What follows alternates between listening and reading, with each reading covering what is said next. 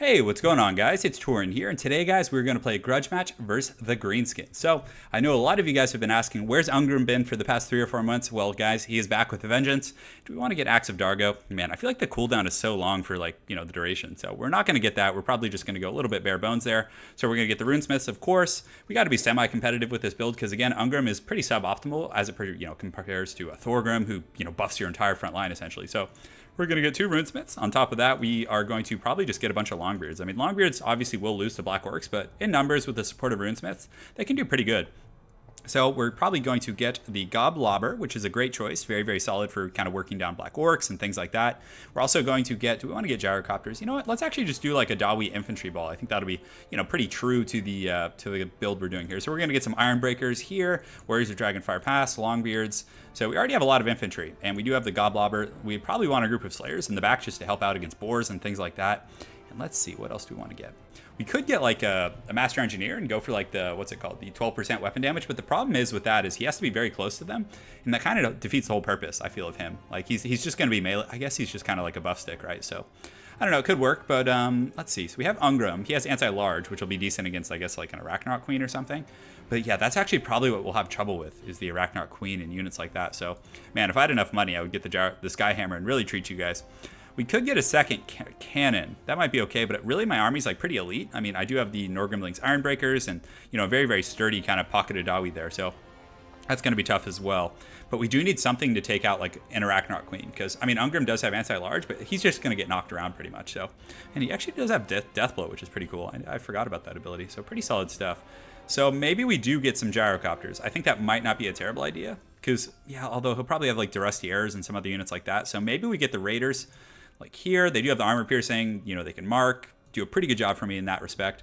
And do I want to cut some things? Because, yeah, these Norgrimling's Iron Breakers are so incredibly expensive, guys. So expensive. So I do have enough for, like, a group of miners in the back, which I can use as, like, fodder. So maybe we'll just get, like, some miners with blasting charges. And hope for the best, guys. Yeah, the Arachnarok Queen is going to be, like, a hard counter to this build. It's going to be really, really tough to deal with. But I know a lot of you guys have been asking for Big Papa UNGRIM. So we're going to do it, guys. We're going to do it. He's back in action. He's got his anti-large bonus. It's kind of like, I wish they had given him some other unique characteristic because he's such a cool character.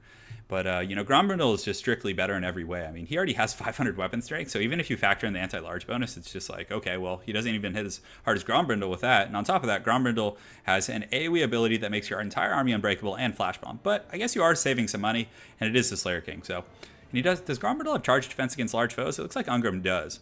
What I would really like to see is them give like UNGRIM an ability, like something, for example, where he couldn't be knocked over. Like he has this like, a passive called like Resolute or like Indomitable, where he just can't be like knocked over by Cav and he kind of like can brace himself against them. I feel like that would be such a cool thing that's like characteristic of a dwarf who's meant to fight like monsters, that he's like, learned how to like not be pummeled by them. Whereas like, Grombrindle again is the White Dwarf, but the Slayer King is the Slayer King. So I don't know. I just was kind of brainstorming that a little bit. Thought that might be a cool idea, but yeah, I don't know. We'll see. I mean, they still have another Warhammer expansion coming out, and granted, I don't think he'll probably get retuned. They're going to have a lot of other priorities. So, really excited for the next games. Hope you guys saw the Golem cast on my friend Italian Spartacus's channel. Man, that was something to behold, wasn't it? So, all right, so pretty open field here. Definitely excited about this. This tree always, like, I don't know. I don't have OCD, but I would say this tree kind of triggers it in me where, man, it's just, I hate it. It's like I want to set up in the middle with my cannons, but I never do because the tree's in the way, and it's going to obstruct a bunch of fire. So, okay, cool. So we're going to get these guys in the front line like so. Iron Breakers will hold all day. So we're going to go with a pretty tight formation here, which may or may not be a good idea. And, of course, the Slayer King, he can kind of be up front, getting ready to slay whatever comes his way. And we'll get this Runesmith up here. We're going to need this Goblobber back here. And how's the slope? Okay, that's probably fine, to be honest. So we're going to get the Slayers right here. We're going to go ahead and get the Ulthar's Rangers in the pocket here. And then we do have quite a few troops left. So let's go ahead and get the Grumbling Guard like so. Get these guys back just a little bit further. We want them to be tighter like that. Yeah. Sucks against chariots, but like you guys mentioned, and you guys have been teaching me, it does let them turn a little bit quicker. So, all right, cool. So that's pretty decent for our army there. So let's go ahead and put this Runesmith back here on guard duty as well. You can kind of shore up our flank. And of course, I would like to put the blasting charges in front, but we're going to probably use them for fodder in the back right now just to, kind of take the beating of any cav that are coming our way. So cool. So let's have some fun, guys. Hopefully we can survive the Green Tide. Their army's pretty big. Most of my troops will do very well against Savage Orcs, and I know they're quite popular right now, so hopefully he's doing that, man. These guys, with their 83 melee defense, it's so much. it's going to take Savage Orcs an eternity to get through them. So very good stuff, guys. Let's have some fun. Hope you guys have all been doing well. I'll be streaming again. Guys, I might actually do a surprise stream on a Friday night. So, for future reference, I may just start streaming on Fridays and Sundays. I'm not sure because, as you guys know, I do have a bit of a wrist problem. So it's a little hard to, do all the streams and just go balls deep like that. But yeah, I need to do some games with like organ guns and things like that too. I've really been neglecting you guys with that. So my apologies for my voice. It's a little bit lost from work today. So just kind of working things out, having some fun. Yeah, so let's go ahead and take a look at UNGRIM while we're waiting. So he did get pretty heavy AP, of course, but 35 bonus for large. I guess that's not terrible. They should have just made it like 100, just to make him like a specialist, I just feel like it's so subpar. I mean, Grombrindle's still going to hit harder, and, UNGRIM should have a niche there, I think. All right, anyways, enough complaining about that. Let's get right down to the business and see where our foul Greenskin friends deploy. So he does have a giant. It looks like he does have some Goblin Wolf Riders over there, so definitely ready to do a little bit of trolling. So let's go ahead and move these guys, have them start working on Black Orcs, who, again, are public enemy #1 here. And Slayers, honestly, what we do with Slayers is we just, like, park them right on top of that, and, like, you don't really have to worry. So if you keep the Slayers, and this is just, like, a tip, guys, you just park them right here like this. So if the Goblin Wolf Riders engage, they're mainly going to get enveloped by Slayers, and you're going to be A-okay. So he's going to start advancing. He does have a giant, which is going to be tough, but I guess that gives UNGRIM a chance to shine, right? We just put him on the giant, and he has an Orc Shaman. It looks like he has an Orc Warboss as well, so Orc Warboss is usually what people do when they're trying to go a little bit wider. So we're getting a little bit of free damage on the Black Orcs, and the Goblobber's got to be one of my favorite units in the game. Just as far as siege units goes, it's so good. Like, these Black Orcs will probably be down to, like, 45 models in no time. You can see they're already down to 55. They've already taken very, very substantial damage, so see, it looks like he's got some Orc Boarboy Biggins over here, which is an interesting choice. The other Biggins do have armor piercing as well. So yeah, they're down to 53 models. We have a pretty scary little Death Star here. I'm not really worried about the Goblin Wolf Riders at all. We just have to keep them off the Raiders, which is going to be, priority #1 here. So, and the Orc Boarboy Biggins, well, they'll be a threat, but, we should be able to handle them. Like, Runes of Wrath and Ruin are very good for dealing with them. So we've done some good damage to this group of Black Orcs. So I'm kind of probably going to switch to this other group right now. Just kind of like spread the love around, So let's go ahead and advance up this way. Honestly, think the Slayers can deal with all the Goblin Wolf Riders. So yeah, I think we're good, guys. I think we're ready to party. So we're going to advance, kind of push the pace a little bit. I don't like sitting back with the Dawi unless I have to. If I had 2 artillery pieces, I would. And it looks like, of course, we're going to get some sneaky Greenskin action. So what did we uncover here? Some, oh my goodness, some Night Goblins. Okay. So cool. So let's start throwing some blasting charges, see what happens, right? Cool. So we're going to use the Rune of Wrath and Ruin on these ones here. We're just going to kind of posture up here, get ready. Night Goblins, I haven't seen those used against Dwarf. Well, I see like nasty Skulkers and units like that, but look at the blasting charge on those guys. That was pretty sweet. So do we have Warriors of Dragonfire Pass? We do. So they're going to cut Night Goblins to pieces. So we're getting some good work here. We're going to keep these guys and make sure they're on fire at will. Just keep working on Black Orcs. That's obviously the most important. So a bit of a foot of Gork in the front line, but man, that did not go as my opponent thought it would. So yeah, good stuff. So our front line's going to reform, although I guess it did knock all my Iron Breakers around, which is kind of cool. So let's go ahead and get these guys engaged. With their armor, honestly, the freaking Gobos shouldn't have that great of a time. So, yeah, so we just want to wait for the Giant or some Black Orcs to get a little bit closer before we kind of spring our trap here. And the Black Orcs are taking a beating in the back line. So this is going pretty well for me, I would say. So we're going to get our charges here. We'll go ahead and get a charge here as well and get these guys, fighting up here as well. So we want to keep our troops like high and tight.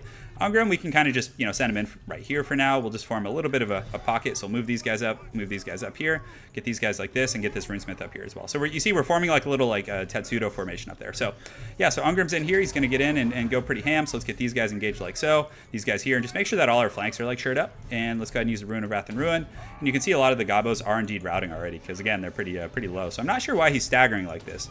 Maybe a little bit of a tricky business coming our way, but he does have a lot of stuff. So we just basically need to hold the line here, and I think we're okay. So we're going to get UNGRIM on his Orc Warboss over here, and man, that is going to be a bad time if Big Papa UNGRIM can get his paws on him. So all right, so we're just kind of looking around, see what my opponent's going to do. I mean, the Slayers can honestly fend off like everything that he wants to, do there. And you can see the Orc Warboss is already taking punishment. So let's go ahead and start throwing some throwing axes at him. It's probably fine to like show our hands now. Actually, let's throw at these Black Orcs. And we are braced for this charge here, so we should be okay.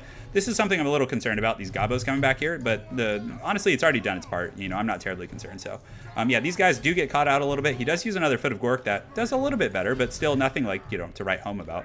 But the armor-piercing throwing axes seem to be doing a pretty good job here, and UNGRIM is continuing to just lay the smackdown. So, and the Iron Breakers, of course, they've only lost 3 models. So let's see, where do we need help? So maybe we run these guys back here to like help out against, these Gobos that are coming. So we're going to kind of get these guys ready to go. And yeah, I think we're okay. You know, these throwing axes, let's go ahead and get them on the giant. Let's make sure to use the mark as well and kind of get UNGRIM and the boys fighting the giant as well. And we do have a Rune of Wrath and Ruin, so let's try and break these black orcs down so we can get to that giant and just really just toss it solid. So cool. So we're gonna go ahead and throw some charges over here, and it looks like the Slayers are gonna intercept those Goblin Wolf Riders, and we'll send those Warriors of Dragonfire past to deal with the Gobbo. So let's go ahead and use the leadership buffs. UNGRIM's actually doing a really good job with his anti-large bonus, making some good contact. You see that giant get chunked out there, so that was pretty incredible. So we have a good defensive pocket. We're forming, so we're just gonna reform our defensive line here. It's really important with the dwarves to not chase, because if you let your units run off, that's when your formations can break. So we're gonna stay high and tight. Man, that giant is just getting literally just slayed so hard. UNGRIM did get knocked around a little bit, but you know, he's a trooper. So yeah, I don't know if we even need to finish that giant, to be honest. So we're going to reform our ranks here. Unfortunately, some of our Dawi were caught out over here by these orc boars, but man, they're just fighting to the death. So that giant does get taken down by my guys here, and man, we're really maintaining a good shield wall back here. So back here, the Slayers just cleaning up shop, doing their thing, so we can go ahead and start switching this on. Oh, and it looks like they did get knocked off, though, so let's go ahead and get them back on. Just kind of survey our surroundings, make sure everything's good, pull these guys back here, and yeah, so we're in really good shape here, guys. So yeah, let's see how many kills UNGRIM has. So he only has 12 kills, but again, he was fighting a giant for a lot of the time, so let's get these guys thrown at the Orc Shaman, just kind of advance our line. And at this point, I don't know what else he has. We can kind of just advance and finish off whatever he has left. So one of my critiques, I don't think the Night Goblins were terribly effective against the Dwarves. And secondly, he kind of staggered his army in a little bit. The Gobbos were fighting for way too long before they got support. So that would just be my one critique, obviously. It was cool, though, seeing a giant in action. And, you know, had he timed his engagement a little better and didn't, like, engage the Black Orcs and then get, like, a surround with the Night Goblins, or, you know, maybe be more patient and get more Night Goblins in the back and, like, you know, maybe send them after my artillery piece. Like, he could have overwhelmed my Slayers, because Night Goblins are really good against Slayers, actually, because they come in high numbers, they'll poison them, and, you know, yeah, it just works well. I mean, granted, armor is better against Slayers, but Night Goblins, you know, it's a lot to get through for a group of Slayers, and with their 0 armor, they will take losses. So we'll go ahead and make this a double cast, because that was a bit of a quick game, or maybe a triple cast. We'll see how we'll see how we're feeling, boys. But hopefully that scratches that Dawi itch for you all. But yeah, maybe we'll play some Empire. I know you guys have been wanting Empire, and I've been really neglecting them, but hopefully you guys enjoyed that Volkmar game the other day. That was pretty fun. I had a good time. So yeah, I'll keep trying to talk. My voice is a little bit shot. We had a track and field event the other day that I had to run. So all right, we're facing against Custom Bling Bling. So very cool stuff. So he's playing the Empire. So oh man, I wanted to play Empire, actually. Darn. It's okay though. So we can play Beastmen. I know you guys like seeing Beastmen action, but you know what? Oh man, I feel like Gobbos would be fun too. There's just so many choices. Warriors of Chaos 2 are always a great time. Musion, I mean, nobody really wants to see vampires, I don't think so. Not too many people. I don't know. I remember there was a time on the channel back in the heathen, the days of old, when people used to ask for vampire counts. They're like, hey, Turin, why didn't you play vampires? And now it's like the complete opposite. All right, so we're going to go with Lore of Shadows. Yeah, let's go Lore of Shadows. So we're going to go ahead and get rid of these. We'll just get the Mind Razor and the Pit of Shades. You guys know how I roll. Of course, we do have Big Papa Morker with his staff there. So we're going to get some Bestigors and mix them in with Goreherds here. Pretty strong in my opinion. So we're going to get 2 of these guys as well, 2 of the Ungor Raiders and 2 Spears to protect them. Then on top of that, we're going to get Centaurs. And yes, we're going to get some Poison Warhounds. And I wonder if I want to get like Harpies or something. Let's actually get some Harpies. I know it might seem counterintuitive against the Empire, who's probably going to have a Flying Lord, but, you know, I can just, like, scurry around with him and kind of put pressure on my opponent. I think it'll be okay. And, man, look at that, guys. That is sweet. We spent, what? Yeah, all of our resources, so there's nothing left. So, no Gorbals, guys. No Gorbals. Gorbals on vacation. He's taking a break. He's under a lot of scrutiny in the political realm. FBI's looking into him and stuff, so he's in the dark. He's hiding, you know, doing his thing. He'll be back someday, though. I actually had a game the other day where I did get Gorbals and tried out Minotaurs and stuff like that. So Minotaurs can work. Really bad choice against the Empire. Like, horrid choice. Because literally all the Empire infantry perform well against them. The only thing that Minotaurs are going to crush are Greatswords. And, like, Greatswords against Beastmen, like, they might bring a couple, but there's so many spears and, like, and Demogryph Knights and missiles. Like, they'll just put you in a trash can. So that's just my 2 cents, but honestly, Beastmen are probably one of my best factions now, interestingly enough. I don't know, I just feel comfortable playing them.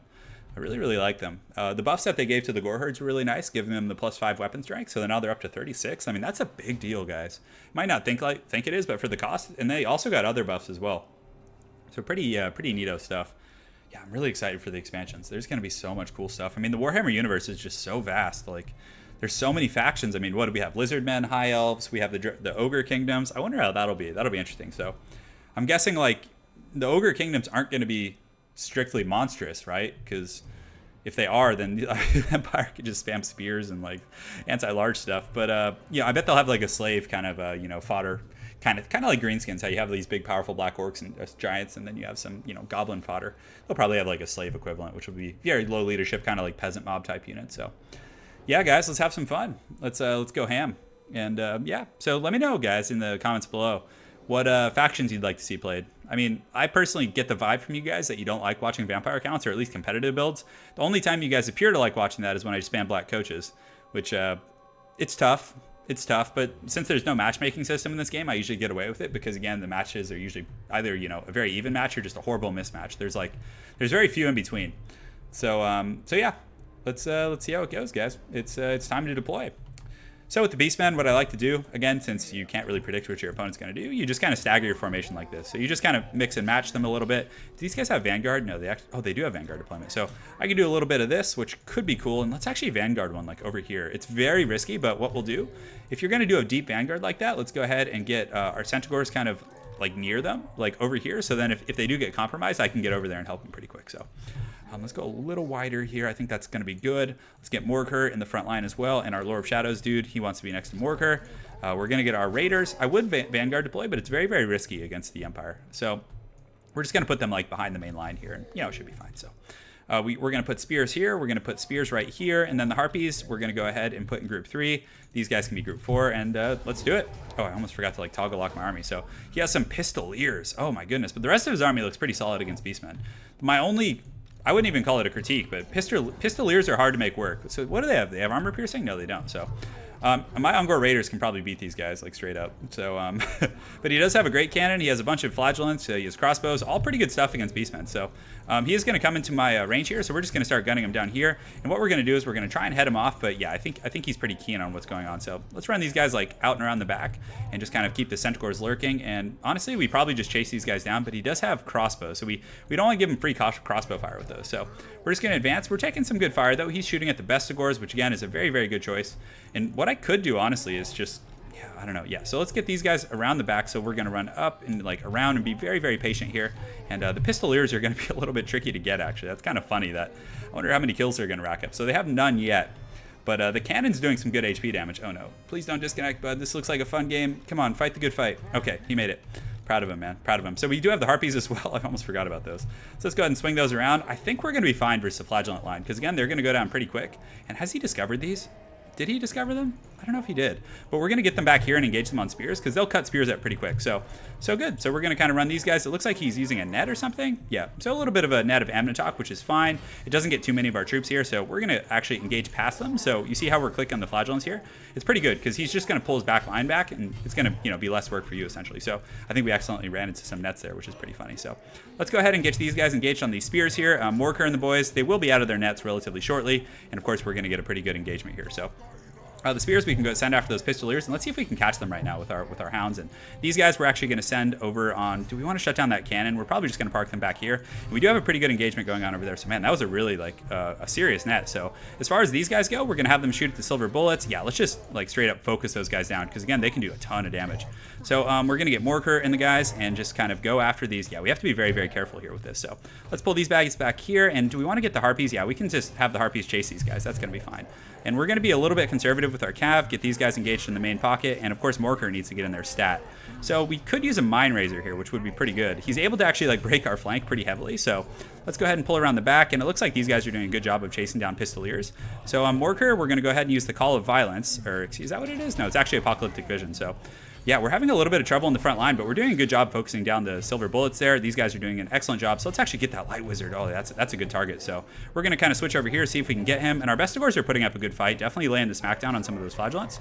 So let's go ahead and see where we can use this ability. So right here is probably going to be the soonest. So let's go ahead and, yes, sometimes it's annoying how you click that and then it gets like decasted. So, all right, so we get a good summon here. Unfortunately, the Flagellants do get through to the back line. And man, he gets a very, very good net there. So very, very well played by my opponent. So we're going to go ahead and use the Mine Raiser right here and see if we can swarm on his Lord real quick and just kind of get a good beatdown. So the Mine Raiser is going to give us some pretty big damage. You see that Overcast goes off, and yeah, just continue to fight. Morker's doing a good job, but our back line is really, really getting compromised. So we're going to kind of run up this way, and the Harpies are doing a good job. So let's kind of see if we can swing around, continue to kite, and we do have some troops coming back from route as well. So let's make sure to get those guys over here, see if they can intercept some Flagellants. Now we honestly probably just have to throw our back line to the dogs at this point. So we're going to get those guys going over there, and these guys can come in on top of these missiles, which is going to be nice. And let's see if we can get on that Light Wizard Wizard there, which is going to be really, really good. So we found our backline pocket here. We do want to get a Pit of Shades relatively soon, but we need to be patient and see what's going to work best. We did some decent damage. He actually was used his abilities there, which is good. So let's actually push through here, see if we can get Morker running through the back line, and maybe we can catch his Lord out. That would be really nice. So we're going to try and get him here,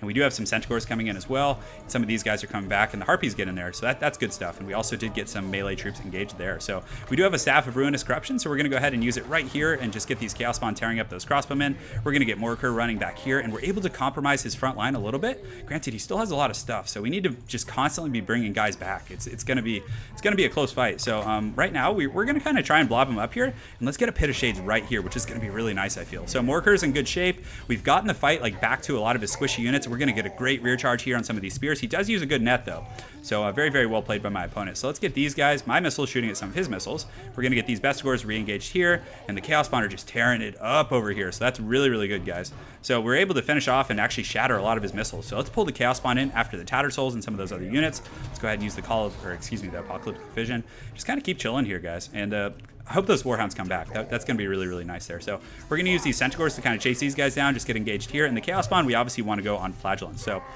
we will have a Mind Razor, but we want to save up for another Pit of Shades. I think that's going to be better here. So those Pistoliers, man, they're doing some work. So we'll pull those guys back. Again, try and do some damage to his General of the Empire here.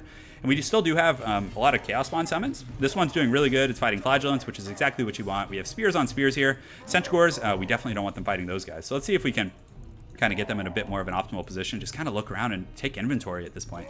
So we do have a Pit of Shades coming up relatively soon. We can use it in this area and hopefully do some good damage. Let's get the Bestigors in here. Morker, he needs to stay in perpetual combat. Like we need him fighting in there. So all right, cool. So our Centaurs did get away, so that's pretty good. So we're going to ride through and see if we can get our paws on these guys. We're going to pull these guys back in, just start shooting at some spears. That's pretty much all we can reach at this point. So Morker's back in. We do have the Spirit Essence of Chaos, so let's go ahead and summon it back here, which is going to probably kill the rest of those Tatter Souls, which is going to be so good. And we're going to just chase these Pistoliers. Hopefully we can get them off the battlefield. So let's go ahead and see if we can get them here. And the Poison Warhounds we're going to get going over there as well. So good. So we get another Chaos Spawn summon here, which is just excellent, because every unit that we're fighting in here, guys, is something that those guys are going to be very good against. So very well played by my opponent. Man, he's done a ton of damage, but finally we're starting to crack that shell, get past some of those nets, and just really, really do some good work. I mean, it was just a wild game, but we had some good cycling going around, and it might not be over actually. I don't know. Yeah, the balance of power says it is, but it looks like he has like a lot of stuff left. But I think his leadership is becoming the issue in here. Like his Lord is somewhat low, and we probably have to just use a Mind Razor here because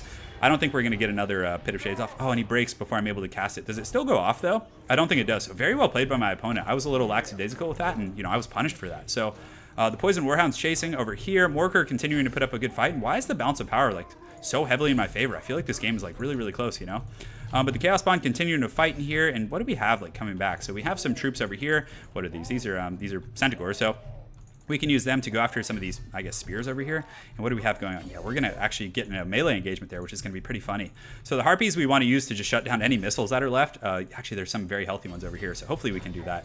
And we still have a lot of Winds of Magic, and we do have one more Chaos Spawn summon, so I think we can get this. Morker's in really, really good shape. His Light Wizard's gone, and his General of the Empire, we got that early potion proc, guys, which was just essential. And the Harpies, yeah, unfortunately they did break. I would really like my Wizard to come back, and these guys are doing a pretty good job. The Chaos Spawn are in good shape, and he does have a lot of low units, but granted, we do have the another charge on that Ruinous Staff of Corruption, which should be enough to clean up most of these guys. So let's go ahead and see. Man, we have barely... Okay, so the Hounds are back. That's really, really nice. Oh, and we get our Sorcerer back as well. So let's go ahead and just... Man, I really want to use the Pit of Shades, I guess. So let's just do it on these guys, see if we can kind of route them off, and then as soon as that's done casting, we'll use them. Oh, man, and it routes again. Does the Pit of Shades still go off? It does, so that's good. So we're probably going to finish off those crossbowmen. And it looks like these Hounds over here got a good jump. Morker is still in good shape, so we're going to use another Staff of Ruinous Corruption just to try and win this fight in here, guys, and just clean up the last of his infantry. At that point, he may kite me around the map and just go for a draw, but that's fine. I mean, it's deserved. He's doing a very good job. So let's go ahead and see if we can get this Light Wizard off the battlefield. Nice, he's back. So this is very good. So we're going to use the Occam's Mind Razor on these Chaos Spawn in here, and it looks like he just has a few guys left. So let's go ahead and just ignore these last infantry and go after these missiles over here. So he does have two Spearman groups, but honestly, they won't be able to deal with Morker like in any dimension. So Let's push these guys. We're able to get on that light wizard, and let's just keep chasing him and try and like finish him off.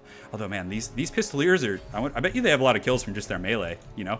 So let's get these spears back in here. We're gonna get Homie continuing to run, and if we could get another Pit of Shades actually on these guys. So let's actually trap these spears up. We'll keep the Chaos Bond finishing these guys off, and what we want to do is get a Pit of Shades. Man, he's wavering though. That makes me so nervous. So we need to keep him like far away. Let's go ahead and does he have any troops coming for him? Man, what a great battle.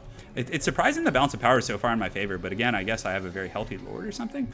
So he engages here, which is great. So now, guys, oh, it's time. I think this is the game winner right here. I think this is honestly the game winner. Come on, give me that sugar, baby. Oh yeah, that feels so good. Man, I'm just full mast right now. I don't know if you guys have ever heard that expression, but yeah, it's applicable here. So, and that's it. Army losses from that Pit of Shades. What a great end to that game, man. That was incredible. And look at that, like epic vortex in that. Oh, that's so good right there. Just look at these guys getting their salads tossed. Their spears are probably poking each other. Man, that was a great game. So, yeah, hopefully that satisfied you guys for the double cast, because that was an incredibly well played game. So again, thank you guys for watching. Let's take a look at the breakdown though. Of course, Bestigors, great performers, but the Gore Herds were really good. Like 112 kills, 126. The Centaurs, he didn't have a cav force. So my Centaurs were just like desperate, trying to find a home, but eventually they did get through to some missiles, and the Harpies were decent as well, but very well played with those Pistoliers. That was kind of odd, but yeah, very cool build. Very cool build for my opponent. A lot of flagellants, a lot of funny business, but yeah, again, great game, bud. It was a lot of fun, custom bling bling. Look forward to seeing you again on ladder. Hope you guys enjoyed that double cast, and have an excellent night.